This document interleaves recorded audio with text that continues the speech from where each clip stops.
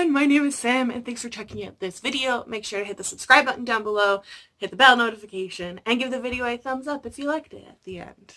Alright, so I'm hoping the quality of this video will be a little bit better. I'm trying to figure something out because I live in a basement apartment in northern Alberta, Canada, and work during like the 3 hours of daylight that we actually get. So I hope this is going to work out better. And maybe I can find a really good light or video camera during like Black Friday or Christmas sales to help. Something like that. But nonetheless, I'm here to tell you about the books that I read this week, and I actually had a very reready week. But I actually read like quite a few bigger books, and I'm very happy actually that I got through 4 because I was really busy at work this week as well. So I want to tell you about them. So the first book that I read this week was Renegades by Marissa Meyer. This was a reread for me, and I remembered bits and pieces of the book from when I read it about a year ago. I think I read it right before or like a couple days after Christmas, and I read it in like, I don't know, like maybe 12 hours. Like I just blew through it. So if you don't know, Marissa Meyer is the author of the Lunar Chronicle, so I wasn't totally sure what to expect because that was very retelling-y. But in all honesty, it's not super far-fetched from Lunar Chronicles. This isn't a retelling, but it's got that same sci-fi Marissa Meyer kind of touch.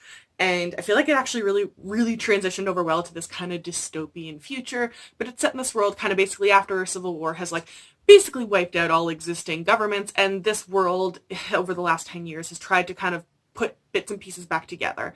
And the kind of people in charge are the renegades. And, you know, they have some people who follow the rules and some people who bend the rules. And those people that bend the rules tend to go after the kind of like anti-renegades people. All of these people basically they'll have superpowers, which is really cool. So it's basically like good and bad villains on both good and bad sides.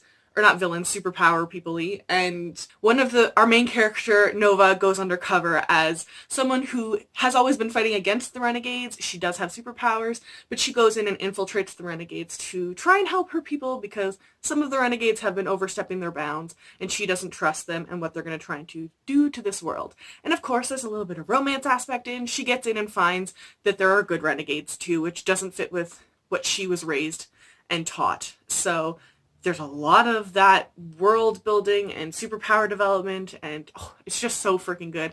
Really highly recommend it. I know when I first got it, I was scared because of the size. It's the size of winter, basically, the Lunar Chronicles. And like, at least in the Lunar Chronicles, you had like several books that were like slowly just getting bigger to build up, but this is just wham. So don't let the size intimidate you. It's really good and really fun. The romance is very slow burning, which like I thoroughly loved. And the superpowers are really cool. There's some really interesting ones thrown in here, and like people have to prove themselves and their superpowers, and like I don't know, it's just really cool. Highly recommend. 5 out of 5 stars. I'm really excited to pick up Arch Enemies next month.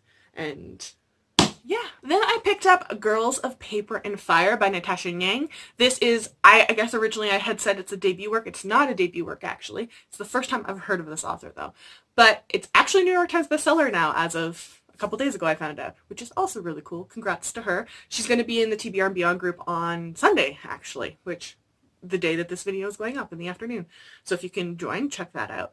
And it's, I mean, the blurbing of it is pretty self-explanatory. 2 concubines of this kind of evil king in this world of like, I don't know, animorphs is probably the easiest way to explain it. They fall in love together and then they decide to kill the king. And chaos ensues. There's this long build up though, that from like the concubines being chosen and then brought there and like developing kind of the conflicts of this world. And I will say I really did struggle with that because I didn't feel like there was a plot until about the last third-ish of the book. It just seemed very, you know, back wheel, and you're like, okay, but what does this have to do with? What does this have to do with? And I felt like some of the girls were just kind of thrown in. They weren't maybe totally necessary.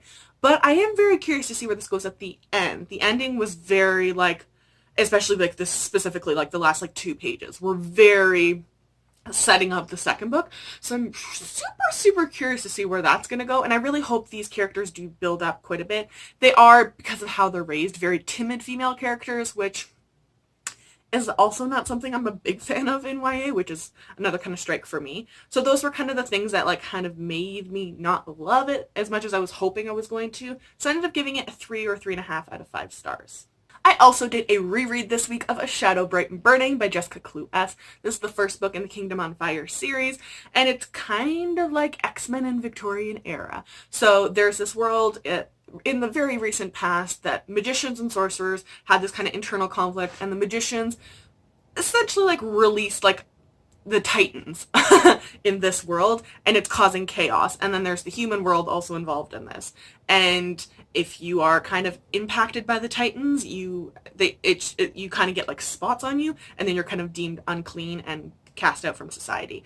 So our main character has, they believe, sorcerer powers, and she fits into a prophecy. And then she has her best friend who is actually unclean, and she's refusing to give him up, but because they believe she's part of the prophecy, they're like, all right, we'll deal with him. And they bring her to London to try and deal with the Titan battling going on. And she learns about her parents. She's currently an orphan, and she learns about the benefactor who was running the school that she was teaching at the start. And there's a lot of unraveling of that. There's a lot of relationship development, a lot of historical touches that I really, really liked. And we get to see Queen Victoria a little bit, which I'm always a fan of in historical fiction. I don't know why, specifically her, but I really love it. And the powers and the concepts and like the differentiations of the magic in this world between the sorcerers and the magicians and the unclean and the evil, and like it's just really, really interesting. And she really does unpack quite a bit of that in a fairly limited amount of pages. So I'm very happy I did a reread of this because I forgot several parts of it, and I'm going to read it Poison, Dark, and Drowning and then A Sorrow, Fierce, and Falling in the next like month and two. And I feel like the series doesn't get hyped enough because I freaking loved it. And lastly, I don't know that I have to go too into detail on this one, I did a reread of Tower of Dawn by Sarah J. Maas. This is the Chaol story that runs at the same time as Empire of Storms, but Chaol isn't in Empire of Storms. He is sent off to a kingdom to try and get healing because he was paralyzed at the battle at the end of Queen of Shadows? Well, yes, I think it's Queen of Shadows. And he goes to this kingdom kind of as a political, like trying to talk to the king to get help for Aelin, but also to get medical help because they're supposed to have these amazing healers. And we might just so happen to meet a healer who we met in the Assassin's Blade. And she ties into this story, and I don't want to ruin it. I don't know that I can say anything else without ruining it. But, you know, we find allies and we don't find allies. Or we find allies and we find enemies. I guess that's the easiest way to say it. So yeah, I'm one of those people that don't hate Chaol. I don't quite understand all the hate towards him. He could be a little whiny sometimes, but I didn't get that. In this book, he also goes through a lot of like frustration because he's now paralyzed, and finding someone who doesn't pity him is kind of a big role in this because he doesn't want that. He wants help, but he wants to be independent on his own as well, which if you've read the other Throne of Glass books, then that would make sense. So it was consistent charactering. And his kind of girlfriend at the start of this book is, I don't know, we learn more about her, and I actually really enjoyed that part of it. It's very side story, but I actually did really enjoy it. And we just kind of keep seeing the evolving chaos that Damien's, is it Damien's? The guy who was the king of the Glass Throne, that he caused with the rings, or I guess not he caused, but that we think he caused with the black rings and political chaos, I guess is the easiest way to say it. So I still thoroughly enjoyed this book, and I'm very excited now that I'm ready to read Kingdom of Ash, and all this is relatively fresh in my mind. So those are all the books that I read this week. Let me know in the comment section down below what you read this week, and if you've read any of these and what you thought. I would love to know. Make sure to check the description box down below. I will link all of these books to their Goodreads pages, and I will also link all of my social media. If you follow me, I will follow you back.